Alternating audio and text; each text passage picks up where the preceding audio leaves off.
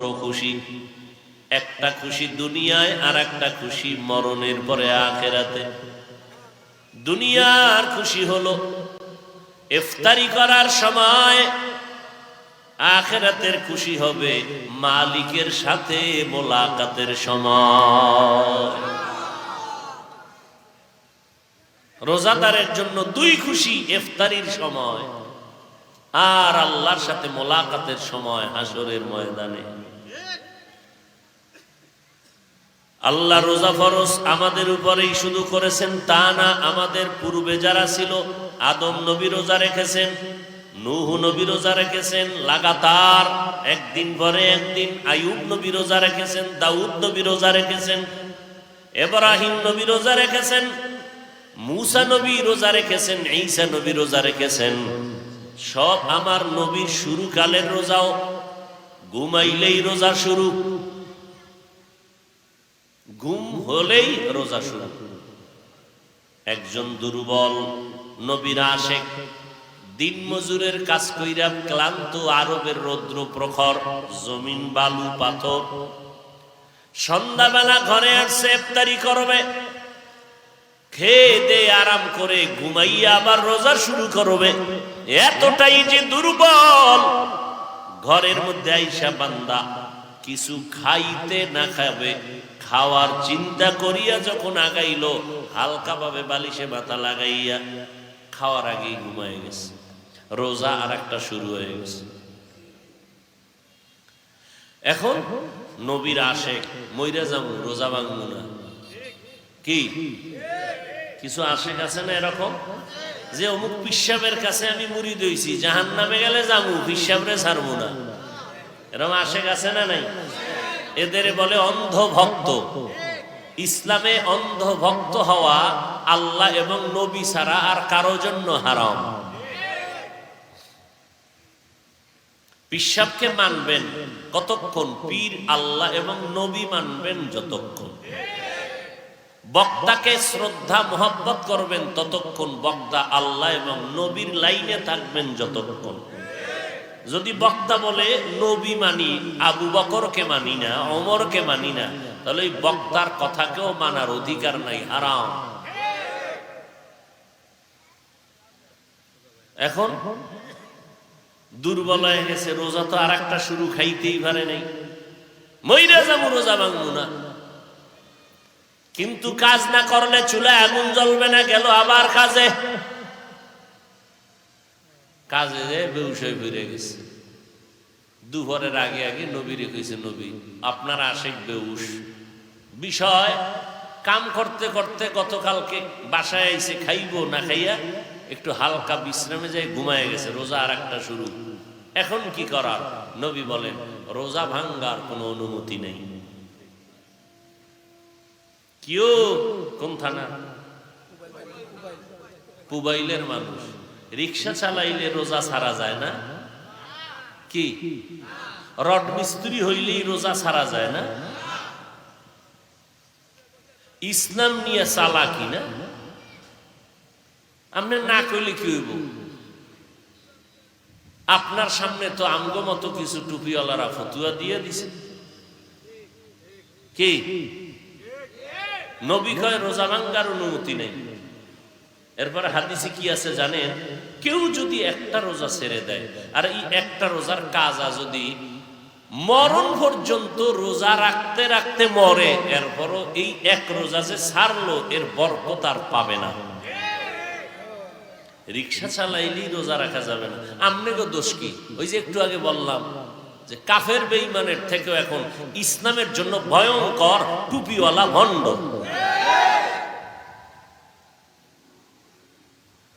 আর এদের বিরুদ্ধে কথা বললেই বলে আমগো ভিতরে হিংসা। এরা আকাম করে, এতে কোনো সমস্যা নাই, আমরা জবাব দিলে আমগো ভিতরে হিংসা।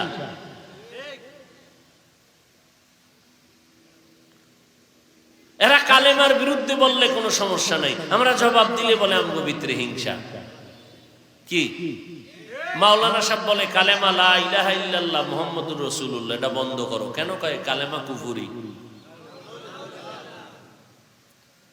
হে হুজুরি কওয়ার কারণে সমস্যা নাই। আমি হাফিজুর রহমান জবাব দিছি কেন? এটাই হইল মরণ দশা। উদ্দেশ্য হাফিজুর রহমানকে মাঠ থেকে দূরে সরাইলেই ভণ্ড বাতিলদের ময়দান ওপেন হয়ে যাবে। এজন্য এরা রোজা রাইখা সাধনা করে আমারে কেমনে দমানো যায়, এগো সাধনা আল্লাহ পাওয়া না।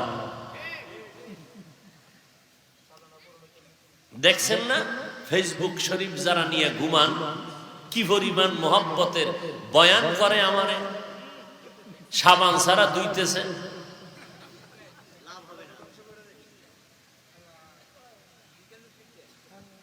আল্লাহ হেদায়েত দান করুন। ভাইয়ের আমার, বড় কঠিন বর্তমান দুনিয়াতে ঈমান নিয়ে মরবেন পরে বেঁচে থাকা কঠিন, বেঁচে থাকা কঠিন। নতুন আর এক দল বাইর হইছে বড় টাইটেলওয়ালা। আমি হাফিজুর রহমানের তো কথায় কথায় এলেম নাই, কিচ্ছু নাই, কেচ্ছা কাহিনীর বয়ান করি। ওরে এই কেচ্ছা কইয়াও যদি মানুষ নামাজি হয় তোর সমস্যাটা কি? আমার দাদা, আমার পীর, আমার মুরব্বী আল্লাহওয়ালাদের ঘটনা বলিয়া যদি মানুষ কান্না করে, তওবা করে, তোমার সমস্যা কি? সমস্যা তো আমগো আজে কান্দে না।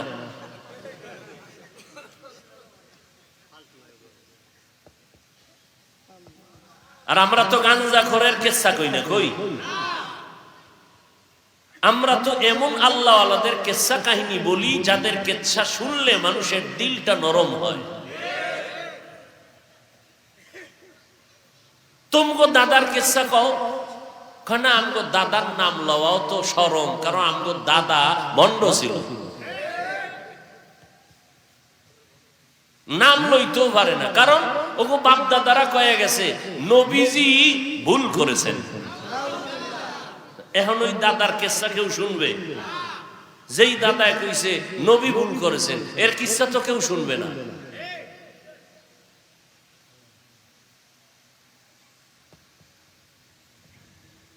আল্লাহ হেদায়েত দান করুন। এরা মারেফত বুঝে না, রুহানিয়াত বুঝে না, আল্লাহর ইশক ও মোহাব্বত বুঝে না। এই জন্য বাইতুল্লাহ গিয়া যে আল্লাহর পাগলেরা আল্লাহর পাগলামির হাজিরা দিয়া মাথার টুপি ছাইরা ঘরে আর হাজিরা দেয়, আল্লাহ তোমার পাগল তোমার দরবারে হাজির। কার পাগল? আল্লাহর পাগল। নবী কি বলেন? তোমরা এত বেশি ইবাদত করো যেন অন্য মানুষ তোমাদের পাগল বলে।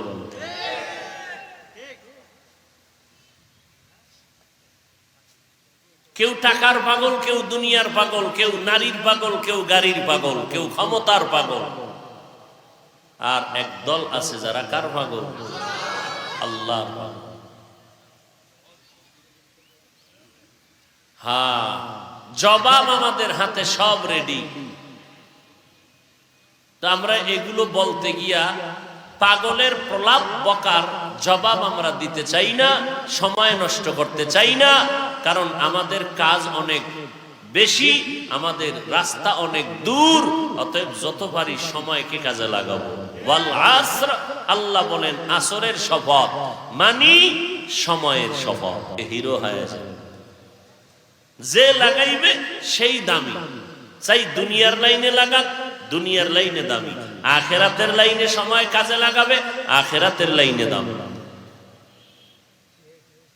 হাকিমুল উম্মত মুজাদ্দিদুল মিল্লাত শাহ আশরাফ আলী থানভী রাহমাতুল্লাহ আলাইহি, তাকে বলা হয় উম্মতের কলবের ডাক্তার।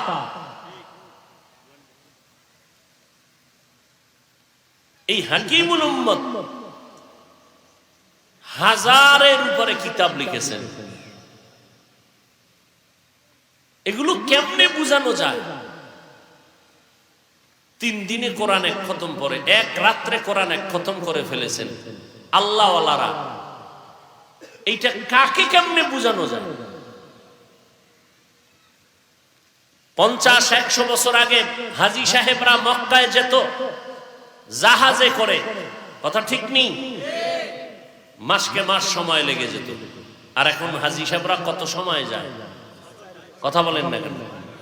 সেই সময় যদি আমি হাফিজুর রহমান থাকতাম আর বয়ান দিতাম, কি এর মাস মাস হজে যাও, আমি তোমগো হজে নিমু 6 মাস, এই 6 ঘন্টায় তখন কালা চশমার হুজুরেও যদি থাকতো কাফের বলতে আর দেরি করতো নি। কথা বলেন না কেন? বলতো এটা কেমনে সম্ভব? আমি তো বলি 6 ঘন্টা না, আরো কুদরতের কারিশমা আরো হবে। আল্লাহ মানুষের মেধার মধ্যে এমন কুদরত দিয়ে দিবেন, হয়তো দেখে যেতে নাও পারি, আরো দ্রুত গতি সম্পন্ন বাহনে আল্লাহর বান্দারা বাইতুল্লাহ চলে যাবে। এটা তো জাহিরি। আর একটা রাস্তা আছে, গোপন রাস্তা, মারেফতের রাস্তা, বাতিনি রাস্তা। বাতিনির রাস্তা এটা কয় যে সূর্যের পাওয়ার কত, আলোর পাওয়ার কত, এর থেকেও বেশি। চোখ দুইটা বন্ধ করে মুরাকাবা করবেন, ধ্যান করবেন, আমি বাইতুল্লাহর সামনে হাজির, আমি বাইতুল্লাহর দরজা দেখতেছি, বাইতুল্লাহর সামনে আমি হাজির হয়ে গেছি। আমার ধ্যানের মাধ্যমে কয় ঘন্টা লাগছে? হ্যাঁ, ধ্যান করা মাত্র চোখ থেকে পানি বের শুরু হয়ে গেছে। বড় কঠিন বিষয় এগুলো। জীবনেও যাদের অন্তরে নেফাকি আছে এরা বুঝতে চাইবে না, বুঝবে না। ওদের অন্তরে মহার মারা, ফি কুলুবিহিম মারাদুন ফাযাদাহুমুল্লাহু মারাদা। এদের কলবে মহার পড়ে আছে, এরা এই রুহানিয়তের রাস্তা বুঝে না। এই জন্য আমি বলেছি, এই যত বাতেলের আমগনিয়া লেখালেখি আর প্রশ্ন করে, কোনো কিচ্ছুর জবাব নাই। আমাদের মুরব্বী আল্লাহওয়ালা যারা রাতের বেলা তাহাজ্জুদ পড়ে, মুত্তাকি, এদের বয়ানে যদি বসে সব প্রশ্নের জবাব হয়ে যাবে। ওরা জীবনে আমাকে বয়ানে বসবেন, আমাদের মুরব্বীদের জীবনে বসবেন।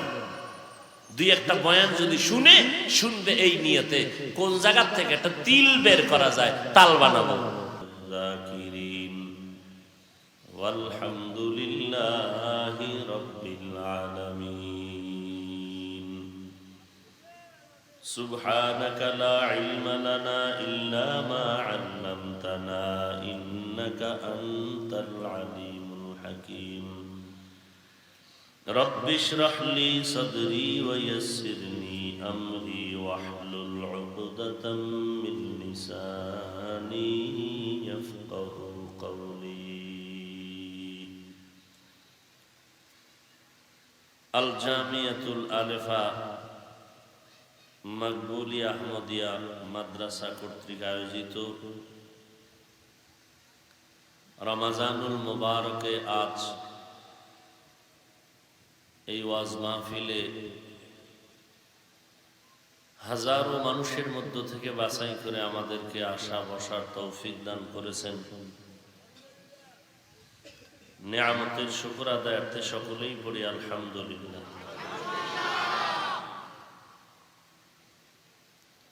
মহতি এ মাহফিলে আজ উপস্থিত মুহতারাম সম্মানিত সভাপতি আলহাজ ইঞ্জিনিয়ার আবু বকর সিদ্দিক সাহেব, প্রধান অতিথি জনাব মোহাম্মদ কামরুল হাসান সরকার রাসেল সাহেব, আহ্বায়ক গাজীপুর মহানগর আওয়ামী যুবলীগ,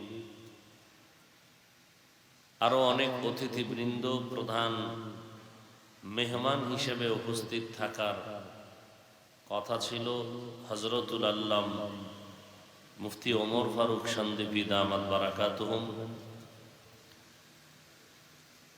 মুরব্বিয়ানে এজম, যুবক বন্ধুগণ, স্নেহের ছোট ভাই, পর্দার আড়ালে মা বোনেরা,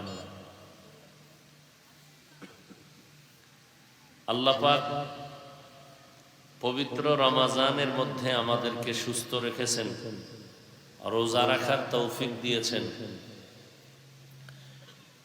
এজন্য আরেকবার শুকর আদায় করি আলহামদুলিল্লাহ।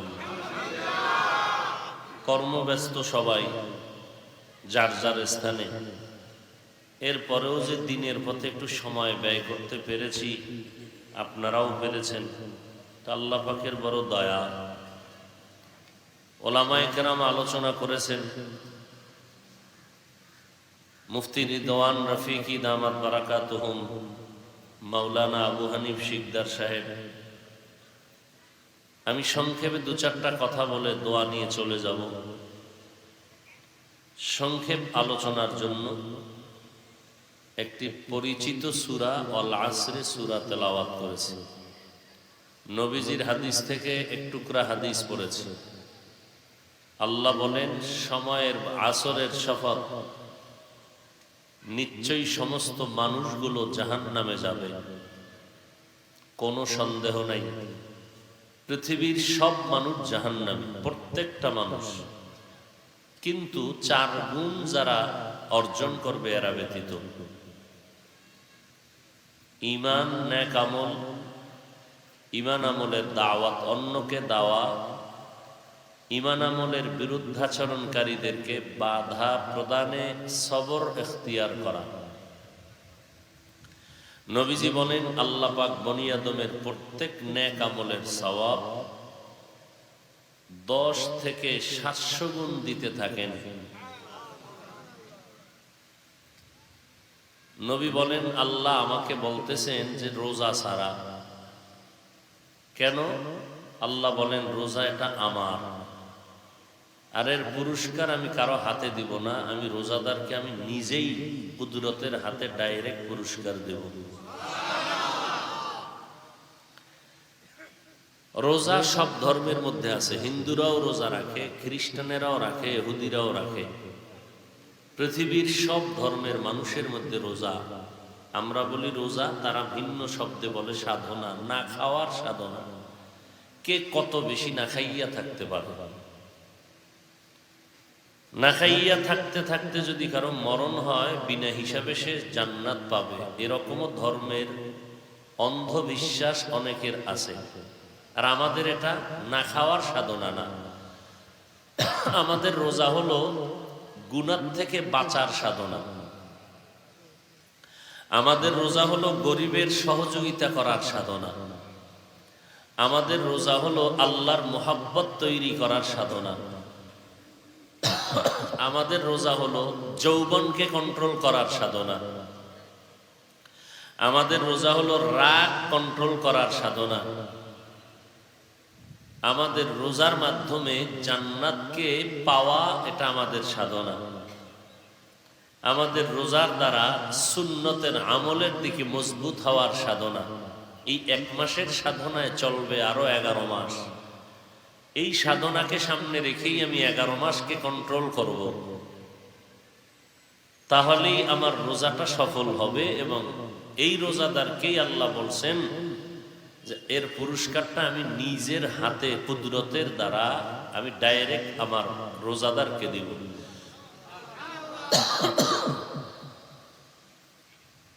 ওলামায়ে কেরাম বলেছেন, এর অর্থ আরেকটা হতে পারে। কি? যে আমি আল্লাহ রোজাদারের হয়ে যাব। রোজাদারের আল্লাহ হয়ে যাবেন কেন?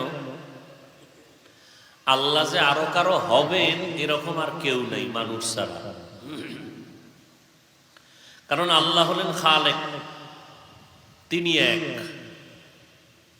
তার সাথে কোনো শরিকদার, অংশীদার নেই।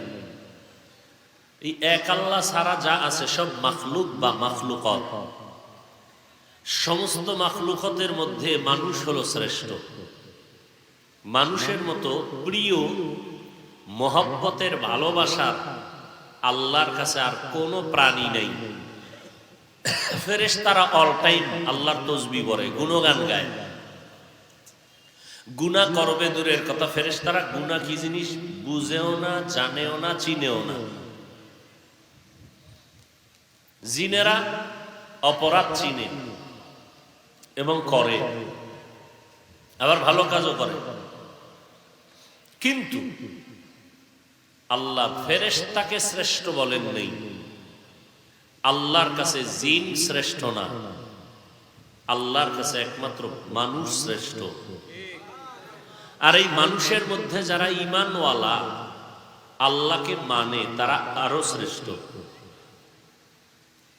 আবার ঈমানদারের মধ্যে কিছু আছে, ঈমানদার ঠিক কিন্তু আমল নাই, ঈমানের ঘাটতি আছে। আমলওয়ালা আল্লাহর কাছে আরো দামি।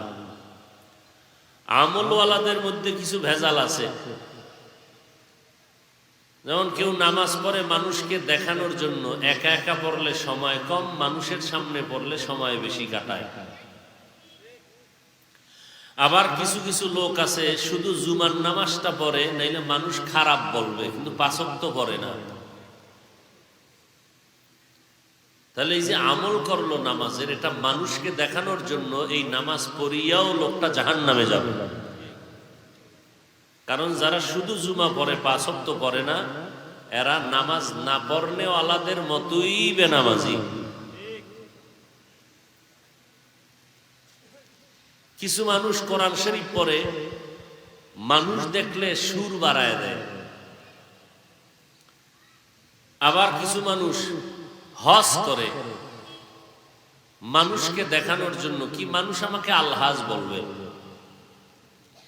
মানুষ যদি নাও জানে, এখন মোবাইলের যুগ, বাইতুল্লাহ গিয়া লাইভ দিয়া জানায় দেয়, তোমরা জানোনি যে আমি হজে আইছি।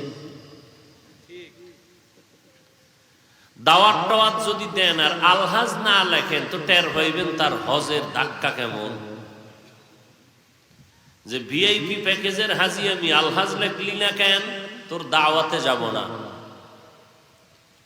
তাহলে হজ করলো একমাত্র মানুষের মারহাবা পাওয়ার জন্য।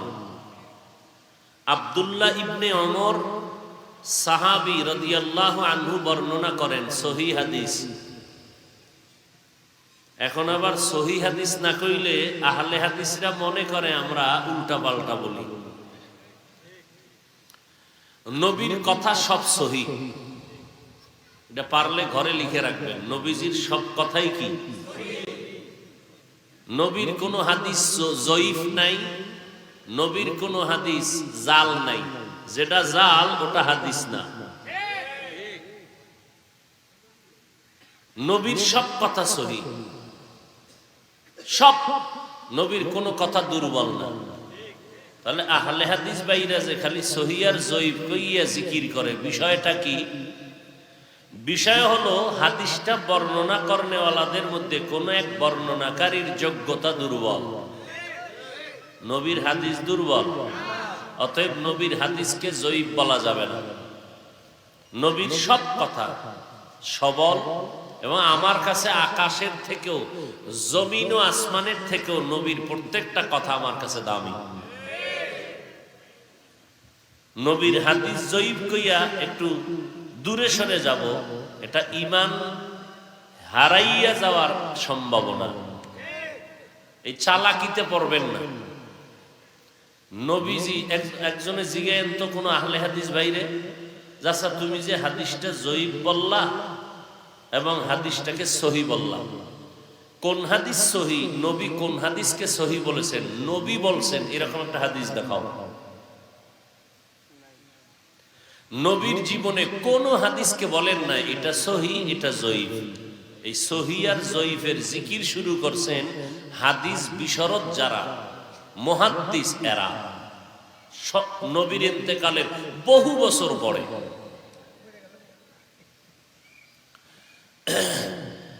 অতএব নবীজির কথা কেউ দুর্বল মনে করলে তার ঈমান দুর্বল হয়ে যায়। তবে কিয়ামতের আগে এই ফিতনাবাজ বের হবে। নবীজি না বলে গেছেন হাদিসে ৭২ দল, এটা শুনেন নাই? বনি ইসরাইল এক সম্প্রদায়, যাদের নামে কোরআন শরীফ একটা সূরা নাজিল করছে, সূরা বনি ইসরাইল। এই বংশ, এই ধারার মধ্যে শত শত নবী আসছেন। ইয়াকুব নবী, ইব্রাহিম, ইসহাক নবী, মুসা নবী, ঈসা নবী। এই সম্প্রদায় আল্লাহর এত বড় প্রিয় ছিল যে আসমান থেকে ডাইরেক্ট আল্লাহ খানা দিতেন কোনো কষ্ট ছাড়া। সন্ধ্যায় দেখতো জমিনের মধ্যে ভুনা পাখির গোশত জমিনে পড়ে আছে। এক মাস আগে না, ডেলি। আল্লাহ কইছে, ও মুসা, তোমার এই উম্মতের কইও যেদিন যা দেয় এটা যেন খাইয়া ফেলায়, রাইখা না দেয়। আগামীকাল কি খামু এই চিন্তা আমার, এই চিন্তা বান্দার না। ওরা অতি চালাকি কইরা চিন্তা করলো সব খাইয়া লাইলে কাল কি খামু, রাইখে দিছে। পরের দিন থেকে আসমান থেকে খানা বন্ধ হয়ে গেছে। নবী বলেন এই চালাকি যদি এই উম্মতেরা বনি ইসরায়েলরা না করত, তাহলে আমি মুহাম্মদের উম্মতেরাও আসমানের খানা ডাইরেক্ট খাইতে পারত। এই চালাকি আর এই ফাইজলামি করলো বনি ইসরায়েলের উম্মতেরা। এরা ফাইজলামি আর চালাকি করতে করতে এগো মধ্যে দলে দলে বিভক্ত হইয়া ৭২ দল হইছে। নবী কয় আমার উম্মত আরো চালাক হবে, এগো মধ্যে দল আর একটা বেড়ে যাবে। কত? এই ৭৩ দল হবে সব মুসলমান। ভালো করে পয়েন্টটা মনে রাখবেন, ৭৩ দল সবাই মুসলমান, সবাই মুমিন। এই মুসলমানের ৭৩-এর ৭২ দল মুমিন মুসলমান জাহান্নামে যাবে, একদল মুমিন মুসলমান জান্নাতে যাবে। অতএব ৭২ দল যে জাহান্নামী, এরা কেউ হিন্দু না বৌদ্ধ না, সব মুসলমান মুমিন। না জানি এই ময়দানেও কেউ হতে পারে, আল্লাহ মাফ করুন। সাহাবায়ে কেরাম জিজ্ঞাসা করেই ফেললেন, নবী একটু পরিচয়টা দিবেন, একদল জান্নাতি তাদের গুণ কি হবে? বলে গুণটা হবে যে তারা শুধু আমি মুহাম্মদকে মানি মানি বলবে না, তারা বলবে আমি নবীর পদাঙ্ক অনুসরণের সাথে সাথে আমার সাহাবাদেরকেও মানবে। মা আনা আলাইহি ওয়া আসহাবি, আমি মুহাম্মদ সাল্লাল্লাহু আলাইহি ওয়াসাল্লাম যেই আদর্শের উপরে আছি, আমার সাহাবায়ে কেরাম যেই আদর্শের উপরে আছে, এই দোনোটাকে যারা মেনে চলবে তারা জান্নাতি। তাহলে রসুলের হাদিস থেকে ক্লিয়ারেন্স কি পাইলাম? যারা বলে মুহাম্মদ নবী মানি, সাহাবা মানি না, তারা ৭২ দলের অন্তর্গত হইয়া জাহান্নামী। রমাজানে টের পাওয়া যায় কি? কয় ২০ রাকাত তারাবি পড়বো না কেন? এটা ওমর চালু করেছে, অতএব ওমরে ফারুকেরটা মানি না। নবী কয় যারা আমার সাহাবা মানে না, এরা ৭২ দল জাহান্নামী। ইন্না বানি ইসরাঈল তাফাররাকাত আলা ৭২ মিল্লাহ ওয়া তাফতারিকু উম্মতি আলা ৭৩ মিল্লাহ কুল্লুহুম ফিন্নার ইল্লা মিল্লাতান ওয়াহিদা। ক্বালু মান হিয়া ইয়া রাসূলুল্লাহ? ক্বালা মা আনা আলাইহি ওয়া আসহাবি আও কামা ক্বালা আন-নবিয়্যু আলাইহিস সালাতু ওয়াস সালাম। তাহলে সাহাবায়ে কেরামদের মানতে হবে কি হবে না? সোজা বাংলা বুঝেন, যারা ইঙ্গিতে ইশারায় সাহাবাদের বিরুদ্ধাচরণ করে, এরকম একটা পার্টি, এরকম একটা ইসলামের ব্যানারওয়ালা দল আমাদের দেশে আছে না নাই? খুব সতর্ক। এরা ইসলামের ব্যানারওয়ালা, খোদার কসম ভণ্ড। এদেরকে যারা ভণ্ড বলবে না তারাও ভণ্ড। এরা কি ভণ্ড? ইসলামের ব্যানারওয়ালা ভণ্ড। বলেন এরা কি ভণ্ড? এরা ইসলামের সাইনবোর্ডওয়ালা ভণ্ড, লেবাসওয়ালা ভণ্ড, টুপিওয়ালা ভণ্ড, দাড়িওয়ালা ভণ্ড। এরা কি বলে জানেন? এই দলের গুরু বলে ওমরে ফারুক, সে ছিলেন আত্মসাৎকারী এক ব্যক্তি। এরপরে ওসমান রাদিয়াল্লাহু তাআলা আনহু সম্পর্কে বলে তিনি ছিলেন এক স্বজন প্রীতি ওয়ালা, স্বার্থপর। এই দলটার আকীদা, এই দলের চিন্তা চেতনা, মাঝে মাঝে লাইভে এসেও তো বলে সাহাবাদেরকে আমরা সত্যের মাপকাঠি মানি না। খোদার কসম এরা ভণ্ড। আল্লাহ হেদায়েত দান করুন। বর্তমান দুনিয়াতে এই মুনাফিকদের কারণে মানুষ ইসলামের দিকে অগ্রগামী হইতে বড় বাধা।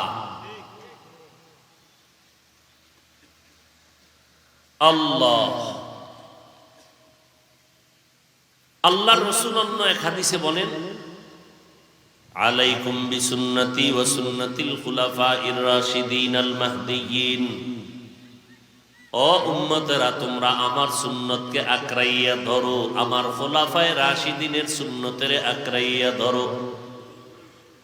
আমার তরিকাটাকেও নবী বললেন সুন্নাত, সাহাবায়ে কেরাম খোলাফায়ে রাশিদিনের আদর্শকেও নবী একই শব্দ দিয়ে বললেন, সেটাও সুন্নত। অতএব আমারটা ধরলে তোমরা পরিপূর্ণ সমাধান অনেক ক্ষেত্রে পাইবা না। সমাধানের সর্বোচ্চ জায়গা হলো কোরআন। যেই সমাধান কোরআনে পাইবা না, হাদিস থেকে নাও। অনেক জিনিসের সমাধান হাদিসেও যদি না পাও তো সাহাবায়ে কেরাম থেকে নাও। সাহাবায়ে কেরামদের কথার মধ্যেও যদি সমাধান না পাও, মুজতাহিদ ইমামগণের মাযহাবের অনুসরণের মাধ্যমে সমাধান নাও। রমজান আল্লাহ তাআলা ফরজ করেছেন এই রোজা অন্য ধর্মের মানুষের মতো না খাওয়ার সাধনা না, বরং আল্লাহ পাওয়ার সাধনা, গুনাহ ছাড়ার সাধনা। গুনাহমুক্ত হতে পারলেই তোমার একটা টাইটেল হবে, তুমি মুত্তাকিন। তোমার ফলাফল তুমি বিনা হিসাবে জান্নাত। মুত্তাকিনদের ফলাফল বিনা হিসাবে জান্নাত। মুত্তাকিন যারা, তাদের ফলাফল কিয়ামতের ময়দানে আল্লাহর সাথে হবে ডাইরেক্ট মোলাকাত।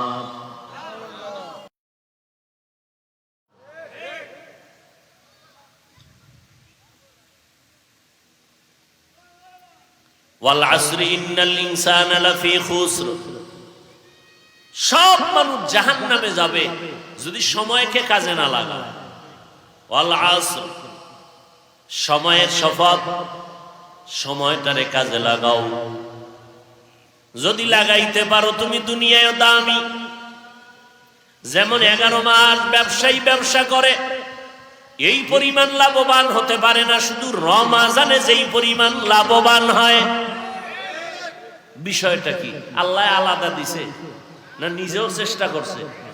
11 মাসে যেই চেষ্টা না করছে, 1 মাসে সে তার থেকে 1000 গুণ বেশি করেছে। অন্য মাসে দোকান খুলছে সকাল 9টা থেকে রাত্র 8টা কি 7টায় শেষ, কর্মচারী 1 জন। রমজান আসার আগেই কর্মচারী 5 জন, দোকান খোলা অল টাইম। সময়টারে যেইভাবে মূল্যায়ন করেছে, ফলাফলটাও সেইভাবে পেয়ে গেল। বিদেশ যায়, অনেকে গিয়া জেল খাইটা চলে আসে, আবার অনেকে বিদেশ গিয়া কাজ করে, কাজ করিয়া বাড়ি ঋণ আদায় করে, ফ্ল্যাট কিনে বাড়ি করে তারপরে আসে। বিষয়টা কি? কেউ কিছুই করতে পারে না, কেউ অনেক কিছু করে। একমাত্র কারণ ওরা বিদেশে গিয়া 8 ঘন্টা ডিউটি করে ঘুমায় না, ওরা ওভার ডিউটি করিয়া করিয়া সময়টারে কাজে লাগাইছে, বান্দাও কাজে লেগে গেছে। আখিরাতের লাইনেও কাজে লাগাও। দুনিয়ার লাইনে আজকে যেই যুবকেরা তোমরা ইংরেজি পড়ো, যাদের লেখা বই, তোমগো যে ইংরেজি পড়া বই তোমরা যে পড়ো পাঠ্য হিসাবে, এই বই কি আল্লাহ পাঠাইছেনি না কেউ লেখছে? যে লেখছিল তোমার মতো গাঞ্জা খাইছেনি, বিড়ি টানছেনি? পৃথিবীর কোন গাঞ্জা করে লেখা বই ক্লাসে পড়ানো হয়? থাকলে একটা প্রমাণ দেয়, যুবকেরা প্রমাণ দাও। পৃথিবীর কোন মদখোরের লেখা কোন টিপস কোন স্কুল কলেজে পড়ানো হয়? ওরা লাঠি মেরে ফালায় দিব ওই বই, আর ওরা লেখবে, ওদের মেধা অল টাইম থাকে মাতাল। যাদের লেখা বই পড়ে ইংলিশ শিখেছ, তারা বিড়িও টানে নাই, তোমার মতো মোবাইলে নষ্টামি করে নাই, সময়কে যথেষ্ট পরিমাণ কাজে লাগিয়েছে। আজকে সে দুনিয়াতে না থাকলেও তার জীবনের সার্থকতা তার লেখা বই কলেজের সব ছেলে মেয়েরা পড়তেছে, এটাই তার জীবনের সফলতা। সময়কে কাজে লাগিয়েছে। তুমি মইরা গেলে জাতিরে কি দিয়া মরতেছো? বিড়ি, গালি, গীবত, শিকায়াত, মানুষের দিলে কষ্ট। তুমি মরে গেলে পাবা বরদোয়া। ওয়ালাস, সময়টারে কাজে লাগাও। বর্তমানেও দেখো যেই ছেলেটা ক্লাসে 1 নাম্বার নকল ছাড়া, যুবকেরা বলো আমি তো আর স্কুলে পড়ি নাই জীবনে।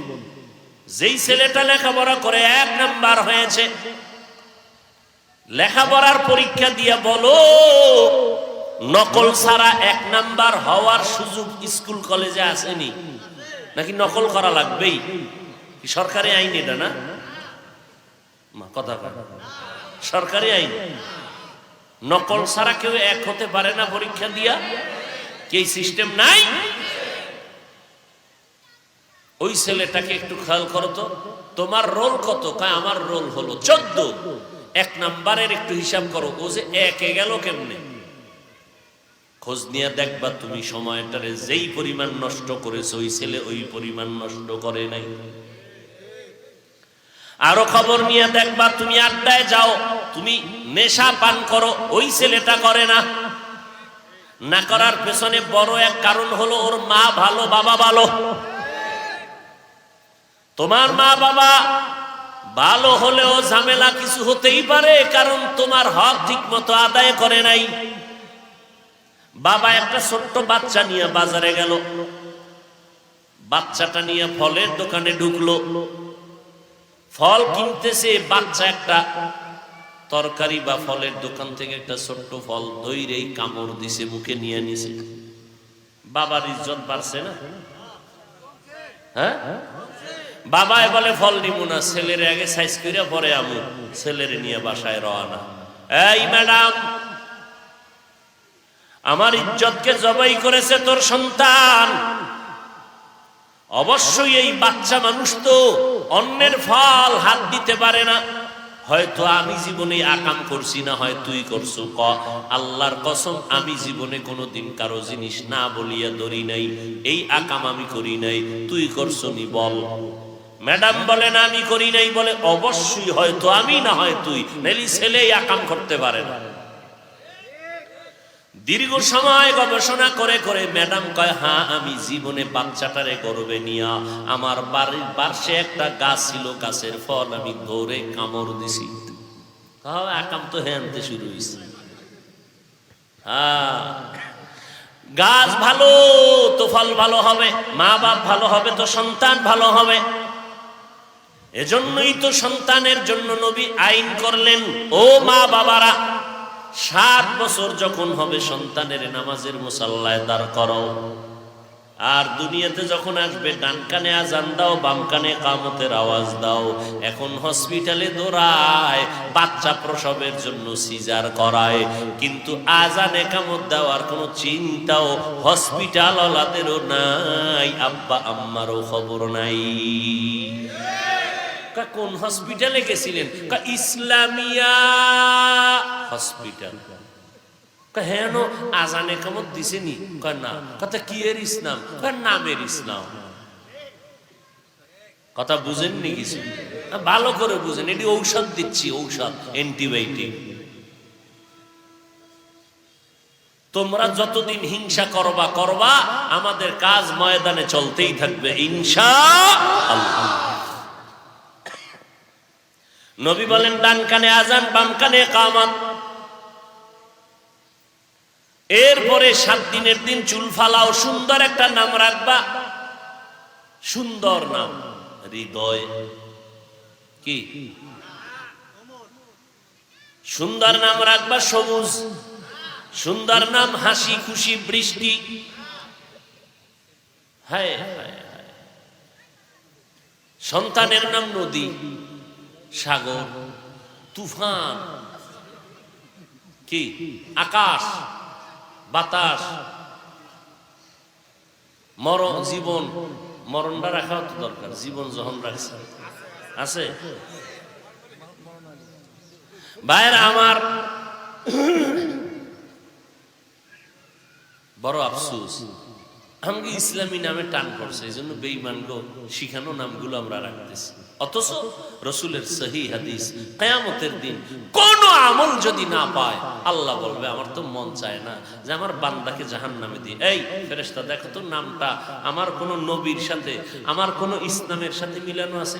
দেখবে হ্যাঁ, নামটা সুন্দর, নাম হলো আব্দুর রহমান, আব্দুর রাজ্জাক। বলে যাও, আমি আল্লাহ এই নামের ওসিলায় জান্নাত দিয়ে দিলাম। আল্লাহ হেদায়েত দান করুন। সময়টারে কাজে লাগাও যুবক, সময়টারে কাজে লাগাইলে বরকত বাড়বে আখিরাতের লাইনে। আর পুরা দুনিয়ার মধ্যে সময়ের মধ্যে একটা শ্রেষ্ঠ সময় হলো এই রমজানের সময়। 24টা ঘন্টাই বরকত। রোজাদার, আপনি রোজা রেখে ঘুমায় রইছেন, সওয়াব লিখতেছে ফেরেশতারা, কারণ আপনি রোজাদার। রোজাদার যখন তখন দোয়া করবেন কবুল। একটা নফল আমল করবেন, একটা ফরজের সমান সওয়াব। একটা ফরজ আমল করবেন, 70টা ফরজের সওয়াব। আল্লাহর নবী সাহাবী হাদিস বর্ণনা করেন, রমজানের প্রথম রাতে আল্লাহ পাক 60,000 জাহান্নামীকে মুক্তি দান করেন। আর একজন সাহাবী বলেন আর এক হাদিস দিয়া, রমজানের প্রথম রাতে আল্লাহ 60,000-এর এক হাদিস পাইলাম। এইভাবে প্রতি রাত দিতে দিতে যখন ঈদের দিন কালকে আজকে রাত্রে ওই পরিমাণ মানুষকে আল্লাহ জাহান্নাম থেকে মুক্তি দেন, যেই পরিমাণ প্রতিদিন দিতে দিতে রমজানের শেষ পর্যন্ত হইল, পুরা মানুষকে আল্লাহ, এই সম পরিমাণ মানুষ আল্লাহ ওই ঈদের রাত্রে জাহান্নাম থেকে মুক্তি দেন। আর এক বর্ণনা 6 লাখ প্রতিদিন, কয় না কা? তাহলে ঈদের দিন পুরা 29 দিন বা 28 দিনে যা হবে ওই এক রাত্রে তা। আর এক বর্ণনায় 10 লাখ। এখন দেখলাম হাদিস 10 লাখ প্রতি রাতে মাফ। কারে আল্লাহ মাফ করবেন? জাহান্নামীকে। কোন জাহান্নামী? যে জাহান্নাম থেকে বাঁচতে চায়। কিছু মানুষ আছে না, সব জান্নাতে গেলে জাহান্নামে যাবে কে? আল্লাহকে তোর জন্যই তো জাহান্নাম বানাইছে। এত নেক দিয়ে কি হবে? এত আমল দিয়ে কি হবে? এত ইবাদত দিয়ে কি হবে? অথচ আল্লাহর রাসূল হাদিসের মধ্যে বলেন, ও বান্দা, নফল আমল বেশি করো, কারণ ফরজের যদি ঘাটতি হয় নফল দিয়ে আল্লাহ পূরণ করে দেবে। আর আমরা নফল পড়ি না, সুন্নত পড়ি না, আবার চাপাবাজি করে নবীর আমরা আশিক। পদে পদে নবীরটা অলঙ্ঘন করে আর দাবি করে নবীর আশিক। ফরজ নামাজ পড়ে, সুন্নাত পড়ে না, আল্লাহটা আদায় করলো, নবীরটা ছেড়ে দিল। আল্লাহর আশিক দাবি করে না, বলে নবীর আশিক। রোজা রাখিয়া আল্লাহর দাবি পূরণ করলো, তারাবির নামাজ না পড়িয়া নবীরটা লঙ্ঘন করে দিল। আবার চাপাবাজি করে নবীরে আমরা মানি। আবার তারাবি যারা পড়ে পুরাও পড়ে না, পুরাও পড়ে না, 8 রাকাত পড়ে চলে যায়। আমাদের উলামায়ে কেরাম বলেন, 100 কোটি হাদিস আমার পয়গম্বর রেখে গেলেন, 8 রাকাত তারাবি পড়বা এরকম কোন হাদিস নাই। বরং যে হাদিস দিয়া তারা দলিল দেয় 8 রাকাত, ওই 8 রাকাত তাহাজ্জুদের হাদিস, তারাবির হাদিস না। এরপরও যদি 1 মিনিটের জন্য ধরে নেই, তারাবির বিষয় 8 রাকাত বললা, তারাবির বিষয় তো এটা 8 থেকে শুরু, 20 রাকাত তারাবি, 23 রাকাত, 40 রাকাত, 50 রাকাত। এতগুলো হাদিস তুইয়া ছোটটা ধরলা কেন? মাজায় সমস্যা আছে তো এই জন্য এটা ধরে লইছে। বড় আফসোস ভাইরা আমার, এত সুন্দর বয়ান যে 1 নফলে 1 ফরজের দাম। রমজানে আপনি সে নফল ছাড়বেন কেন? অন্য মাসে যদি তাহাজ্জুদ পড়তে না পারেন, এ মাসে তো বাধ্য হয়ে পড়বেন। অন্য মাসে যদি ইশরাক না পড়েন, এ মাসে তো পড়বেন। অন্য মাসে যদি আপনি আসরের আগে 4 রাকাত সুন্নাত জীবনে পড়েন নাই, রমজান পাইছেন, পড়বেন। আগামী রমজান পাওয়ার গ্যারান্টি আছে? মাগরিবের সুন্নতের পরে 6 রাকাত আওয়াবিন পড়বেন, ছাড়েন কেন? কয় বিড়ি টানার নেশা, সারাদিন টানতে পারি নাই। আর কত? সালামটা ফিরে দৌড়, কই গেল বাড়ি? কয় না, রাস্তায় ঘুরে আর বিড়ি টানে। এই বিড়িখোর আছে না নাই? তারাবির নামাজ অন্য মাসে পাবেন না, এই মাসে পড়বেন তো অল্প কেন পড়বেন? যদি কেউ আপনার মাথা গরম করে দেয় যে 8 পড়তেই হবে। আপনি বলবেন তোর মাথা ঠান্ডা কর, ঠান্ডা হবে না, কয় কি বললে হবে, কয় 8 রাকাত, কয় ঠিক আছে মানলাম, 1 মিনিটের জন্য তোর ঠান্ডা হওয়ার জন্য তোর কথাটা মেনে নিলাম, ঠিক আছে আমি 8 রাকাতই তারাবি পড়ব, বাকি 12 রাকাত নফল হিসাবে পড়ব, এরপরও 20 রাকাত ছাড়ব না, কারণ একা একা কোরআন বইরে একটা খতম দিতে আমার ঘাম ছুইটা যায়, অন্তত তারাবির 20 রাকাত দিয়াও পারলে একটা খতম করতে চাই। হাফেজ সাহেবের তেলাওয়াত শুনলে কলিজা ঠান্ডা হয়, আমি ছাড়বো কেন? আর নামাজ তো আল্লাহর জন্য পড়ব, তোর কথা মানি না। হাদিসে তো নবী 20 রাকাত তারাবি পড়েছেন, এর বর্ণনাও আছে। তারাবি তো 40-এর কথাও আছে, 50-এর কথাও আছে। আমি কমেন্টটা করবো কেন? রমাজান কি আমল কম করার জন্য দিছেন? চিন্তা করেন তো, কপাল পুরলে কি হয়। এরপরে রমাজান সামনে আসতেছে, শেষ 10 দিনের ইতিকাফ, কদরের রাত, কোরআন নাজিলের রাত। যত পারো কোরআন পড়ো, পারো না কোরআন শিখো, 1 ঘন্টা সময় দাও, 20 দিনে কোরআন শিখে ফেলবা ইনশাআল্লাহ। কোরআন শিখতে কয়দিন লাগে? মাত্র 20 দিন। 1 ঘন্টা দৈনিক দিবেন, হয়তো তারাবির পরে। ওই সময় যদি না পারেন, ব্যস্ত, হুজুর না টাইম নেই, তো কি করে? ব্যস্ত হয়ে গেছে চায়ের দোকানে আড্ডা দিয়া, ঘুমাইছে 1টার সময়, কিন্তু কোরআন শিখার 1 ঘন্টা দেওয়ার টাইম নেই, আড্ডা দেওয়ার টাইম আছে। তারাবি শেষ হইল 10টায়, ঘুমাইছে কয়টায়? 1টায়। কি দোকানদারি করছে? আচ্ছা ঠিক আছে, আপনি যদি তারাবির পরে না পারেন, ফজরের নামাজের পরে 1 ঘন্টা দেন, ইমাম সাহেব আমারে কোরআন শিখান 20 দিন। অথবা কারো যদি সময় থাকে, জোহরের নামাজ পরে 1 ঘন্টা সময় দেন। আল্লাহর কোরআন শিখবেন না, দুনিয়ার সব শিখলেন, আল্লাহর কোরআনটা শিখবেন না, এটা তো হতে পারে না। যেদিন শিখতে পারবেন ওদিন বুঝবেন মজা কি জিনিস। যারা শিখেন নাই, শিখান, এখনো সময় আছে, শিখেন এবং কমপক্ষে একটা খতম দেন, অন্তত তারাবির খতমটা হারাইয়েন না। আর কেমনে বুঝাইলে মানবেন?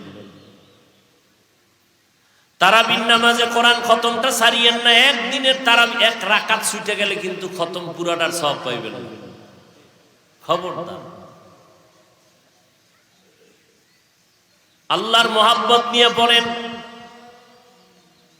এরপরে কদরের রাতের ইবাদত, 1 রাতের ইবাদত, 1000 মাস লাগাতার ইবাদত করলে তার থেকেও বেশি সওয়াব পাবেন 1 রাতের ইবাদতে।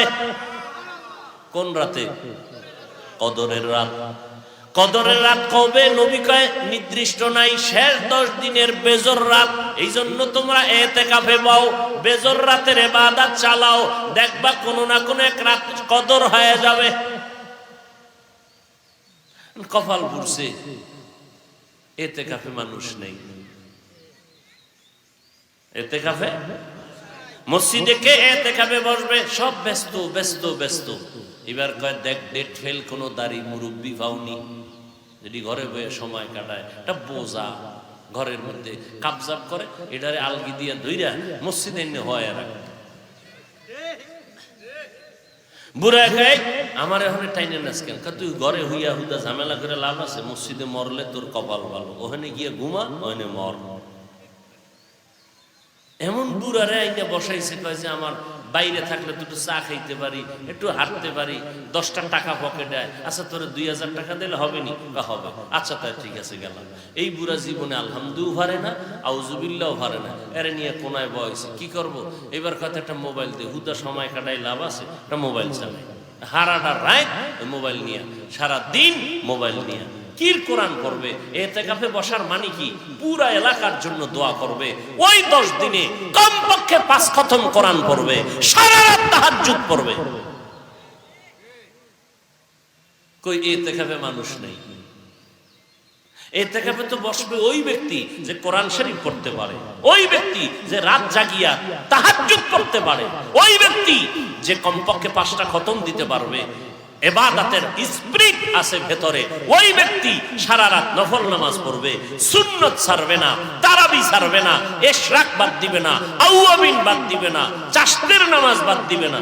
এমন এক লোক যে নিচে ও বইয়া বইয়া নামাজ পড়া ছাড়া দাঁড়াইতে পারে না, হাঁটুতে সমস্যা, মাজায় সমস্যা, রুকু দিতে পারে না, একদিন হইরা এবার হইয়া হইয়া ইশারায় নামাজ পড়ে। এই হইল ইতিকাফের হালাল। এই হলো আমগো রমাজানের সময়ের বরকত। সময়টারে কাজে লাগাইছি আমরা। আল্লাহ বলেন সময়কে কাজে লাগাও। এজন্যই আমি সময়ের শপথ করেছি, ওয়াল আসর, সময়ের শপথ। কাজে লাগাও সময়কে, তুমিও কাজে লেগে যাবে। সময়কে সম্মান করো, তোমার সম্মান বেড়ে যাবে। ভাইরা আমার, এক রাতে 300 রাকাত নফল নামাজ পড়েছেন। এক রাতে 300 রাকাত নফল নামাজ পড়েছেন। কয় রাতে? তামিমে দারি রাদিয়াল্লাহু তাআলা আনহু। কত ঘটনা শুনবেন। এটা কেমনে সম্ভব? কোনো প্রশ্ন নাই।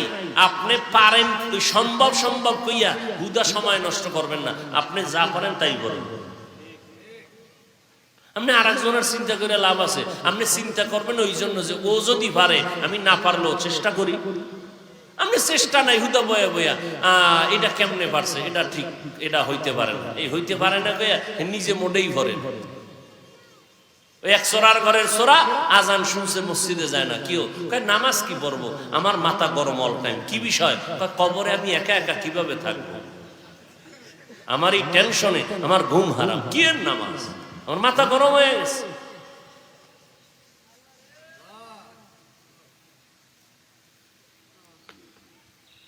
হ্যাঁ, আল্লাহওয়ালারা যদি পারে, আমি কেন পারবো না? আমিও তো মানুষ। অতএব কোরআনের খতম, তারাবির নামাজ, তাহাজ্জুদের নামাজ, ইতিকাফে টাকা দিয়া বসাবেন না, খবরদার। সাহসী যুবকরা রেডি হয়ে যাবে যে ইনশাআল্লাহ আমরা 10 দিন সময় দিব। কি নিয়ত করা যায় না?